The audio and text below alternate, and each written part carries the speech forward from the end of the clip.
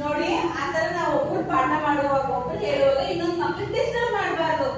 ಎಲ್ಲರೂ ಆಕ್ಷನ್ ಮಾಡಬೇಕು. ಅಂಡರ್ಸ್ಟುಡ್? ಇಬ್ರು ಆಕ್ಷನ್ ಮಾಡಿ. ಈಗ ಸ್ಟ್ಯಾಂಡಿಂಗ್ ಲೈನ್ ಮೇಲಿಂದ ಕೆಳಗೆ, ಸ್ಟ್ಯಾಂಡಿಂಗ್ ಲೈನ್ ಮೇಲಿಂದ ಕೆಳಗೆ.